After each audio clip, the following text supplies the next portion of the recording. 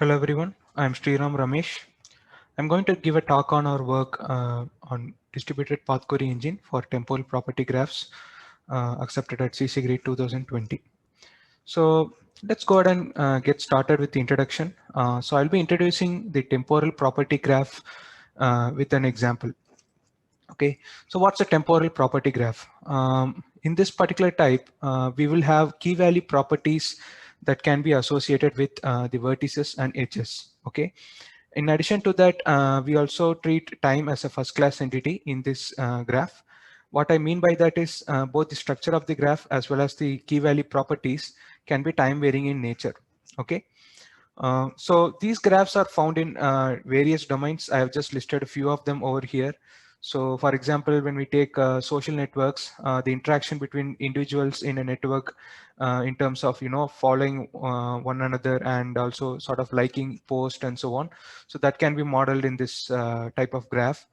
And when we take, for example, road network, they can have properties like the amount of traffic in a particular road, the number of lanes, and so on, which can be time varying in nature and can be easily modeled in this type of graph. So let's take a look at an example graph. So this is a temporal property graph where we have vertices and edges connecting these vertices. So this is actually a small social network where we have individuals who like each other, and also they can follow and create posts and so on. Okay. So there are two key things that we need to note here. One is that we have properties associated with our graph. So for example, if I take this particular vertex Clio, uh, this vertex has a certain number of properties associated with it. So these properties are essentially key value pairs, where here in this example, we have a key country and the value for that is United States. Then for a different time interval, we have a different value for the same key and so on. So this is the property aspect. Then we also have a temporal aspect to this graph. You can see that for each entity in the graph, we have a time interval associated with it. Okay. So for example, if we take this vertex Alice, it has a time interval 35 to 70 associated with it. So what we mean by that is this particular vertex existed in this graph for this time duration. Okay. Similarly, this edge between Alice and Bob has a time interval 40 to 60. What that means is this particular edge, which is Alice following Bob, existed in this graph from time t equal to 40 to time t equal to 60, right? So these two things, having properties and having time durations, or in other words, lifespan associated with the entity in the graph, is actually a temporal property graph. Now, let me talk about the path query model that we have introduced in this paper. So our path query will actually have a linear chain pattern. So what that we mean by that is we are trying to look for a linear chain, a pattern of linear chain where we have a chain of vertices connected by edges in a given temporal property graph. And this particular pattern will have n vertex and n minus 1 edge predicates. Okay, so we will look at an example of this particular query model. So here is an example, right? So let me just read it. Find people tagged with hiking who liked a post tagged as vacation before the post was liked by a person named Don. Okay, so this is actually a path query, a linear path query. Okay, and this path query actually tries to look for a chain having 3 vertices and 2 edges. Okay, now let's look at what are all the vertices that it is trying to look for. So the first vertex it's trying to look for is a person who is tagged with hiking. Okay. And the second vertex, it's trying to look for a post which is tagged as vacation. And the third vertex is a person named Don. Okay. Now we have our vertices. Now it also tries to look for 2 edges. Okay. The first edge is this particular person who has to like a post which is tagged as vacation. And the second edge is a person who is named Don should like the same post. Okay, so we have 2 edge predicates. In addition to that, this example also has a temporal predicate, which is what I have underlined over here.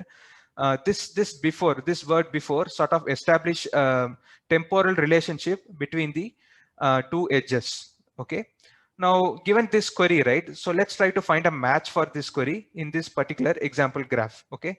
So first, let's try to look for a person tagged with hiking, which is actually we have Bob over here.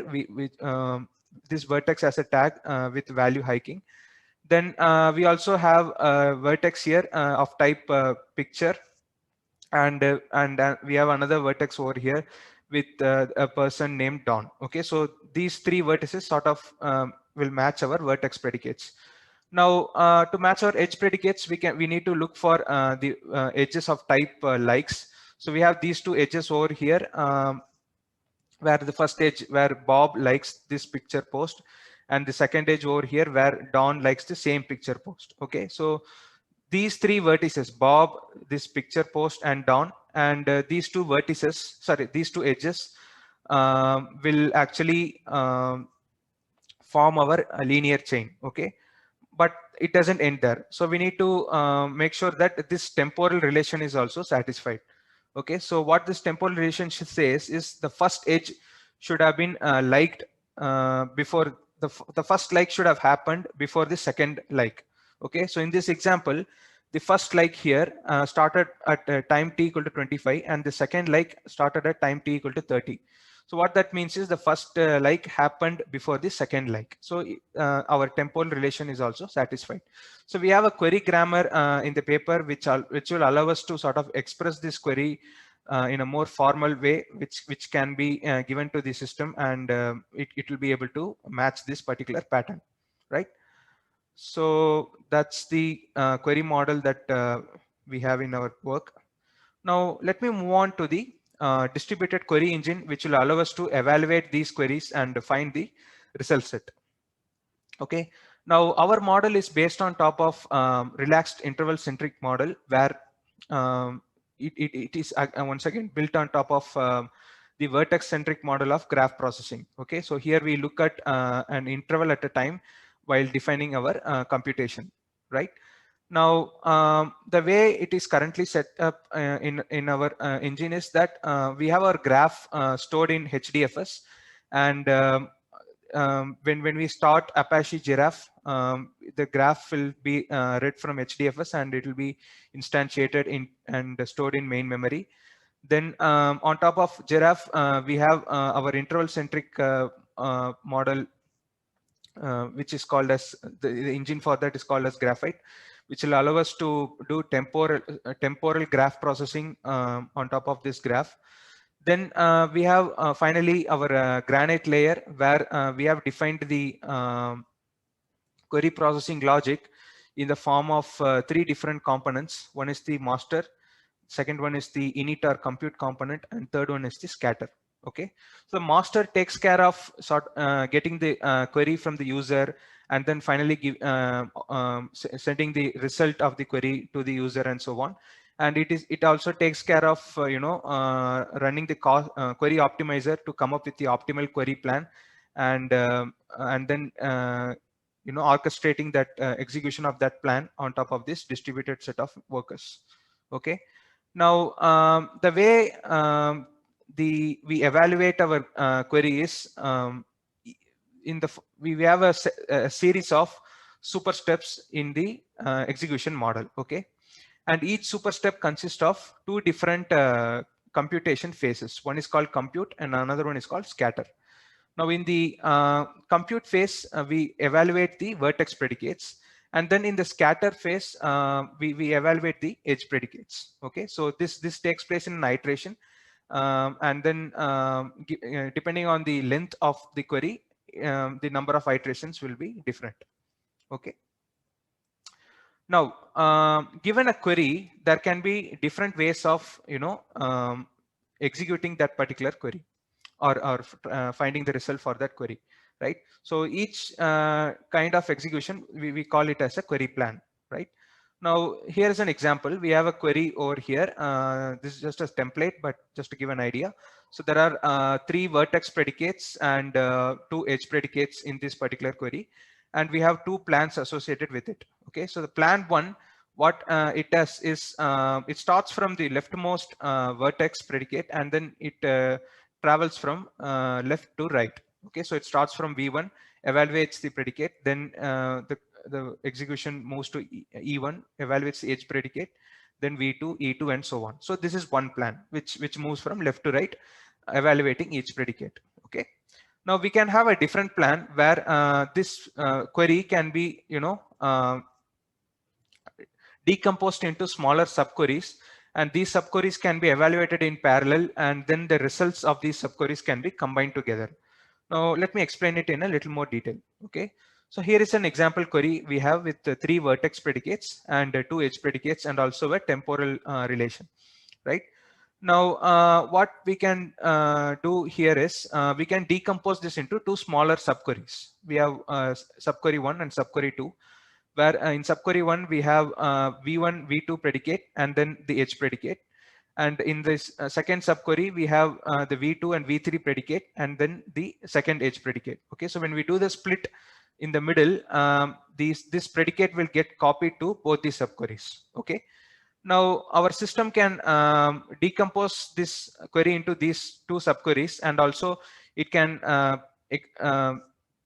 evaluate these 2 subqueries in parallel and find their results in parallel. Okay, so once we have their partial results available, we can then perform a join between these 2 partial results, and this join will be based on the temporal relationship that we will have between these 2 edges. Okay, now let's look at the query planning and optimization.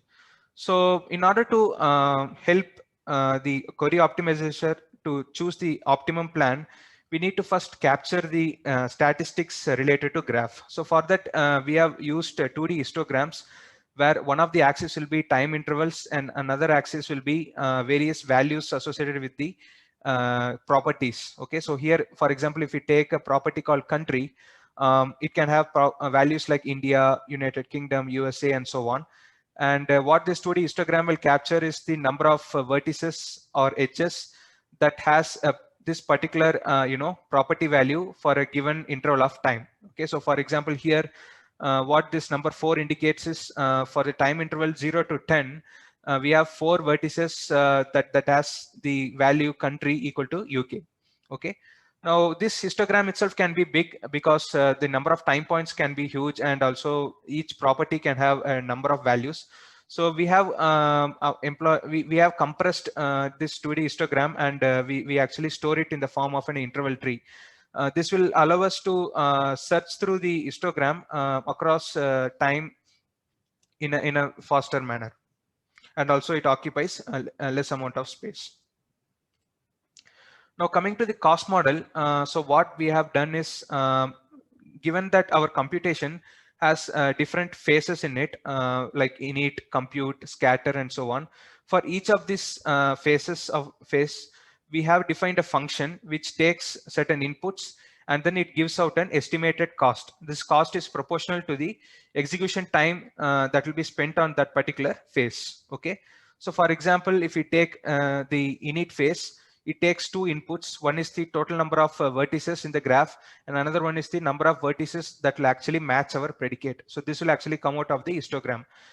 Given these 2 inputs, it will actually give out an estimate of the time that the computation will spend in this particular phase. So once we have these estimates available, we can sum them together to compute the total time that will be taken by a particular query plan, which is of course an estimated value, and with this estimate we will be able to choose the optimum query plan. So let me illustrate this with an example.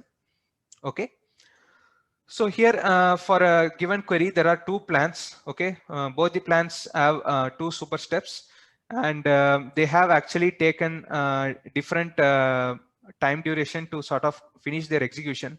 So in fact the plan 2 took about 4 seconds in this first step, whereas the plan 1 was able to do the computation within about 500 milliseconds, right? Now let's understand why these 2 times are different. Okay, now let's take this plan 2 and see why it has a high execution time in super step 1. Now what we can see here is in the plan 2, right, in super step 1, it starts its evaluation by going over about 51 million vertices. Okay, so this is actually an estimate. that is given by the histogram. So it has to go over 51 million vertices. Okay, when you compare that with the plan 1, here we just have to process 100,000 vertices in the starting of the super step 1. So this difference actually causes a lot of difference in the actual execution time. Okay, now one might argue that the plan 1 will actually have to spend 6.2 million iterations in this phase, which is actually scatter phase, going over the edges, whereas plan 2 will have to only go through 273,000. But still, this sort of dominates over here. So this 51 million dominates and gives a high execution time. Okay, all right. Now let's move on to the evaluation. So we have evaluated our system using the LDBC benchmark, which is the industry standard for graph processing systems. And we have generated synthetic graphs for a 3-year time period with 4 different edge distributions. The largest of our graph has about 200 million edges and 52 million vertices with about 118 million properties. This set of graphs will give us a very diverse workload with various distributions and different sizes and property distributions.